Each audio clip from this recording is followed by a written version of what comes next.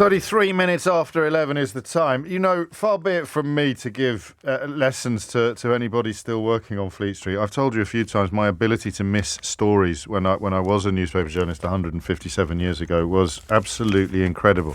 Working on showbiz, I think if I'd worked on politics, I know I would have been a little bit better off, but I had no interest in doing political journalism back then, no interest at all.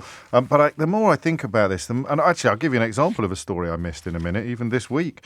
The more I think about it, the more I wonder whether the Times have got this story on page 3 upside down, and rather than the apparent tensions between the head housekeeper at Chequers, who has resigned after claims of tensions with Carrie Johnson, the fact that Johnson has hired up to 4 new members of staff to cope with the demands of him and his wife after years of cuts to the staff being undertaken, begun by David Cameron 10 years ago. They've been cuts in the number of servants at Chequers ordered by David Cameron 10 years ago during the austerity era have been reversed under Boris Johnson.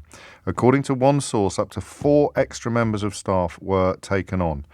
So in the midst of a cost of living crisis, in the context, as we know, of members of staff being treated appallingly within Downing Street while Johnson and his cronies were partying, he thinks it's appropriate to hire up to 4 new servants on the public ticket. He's not going to be paying for them himself, is he? He's supposed to pay for sort of food and drink himself.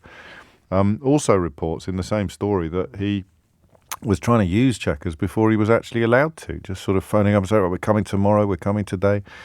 Just yet more evidence, if you like, of this curious combination of arrogance and entitlement that seems to run through Boris Johnson like Blackpool through a stick of rock.